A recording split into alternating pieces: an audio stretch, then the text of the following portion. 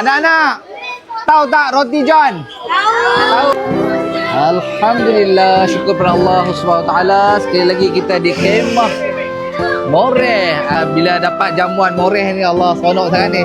Terima kasih kerana yang memberi untuk Moreh anak-anak di sini. Terima kasih banyak-banyak. Allah sajalah membalasnya dengan sebaik-baik balasan dan ganjaran, insya-Allah. Jadi tuan-tuan dan puan, bayangkanlah anak-anak penat buat ibadah, dahaga, kita jamu mereka dengan juadah jamuan yang kita sediakan. Puan, anak-anak di sini kita nak jamu untuk esok. Kami cadang nak order roti John. Anak-anak, tahu tak roti John?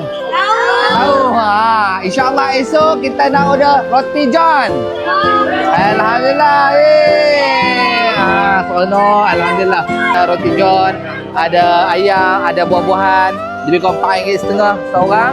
InsyaAllah kita perlukan lebih kurang RM900 untuk jamuan esok roti John. InsyaAllah mudah-mudahan Allah perkenankan segala apa yang kita rancang dan kita susun, insyaAllah. Tuan-tuan dan puan, kami ingin mengajak tuan-tuan dan puan untuk menjamu anak-anak untuk Moreh esok pula, dan kami akan update seperti yang hari ini. Kita akan buat video, akan bagi pada tuan-tuan dan puan atas budi ihsan tuan puan membantu kami menguruskan dan memberi jamuan kepada anak-anak di sini, insyaAllah. Terima kasih.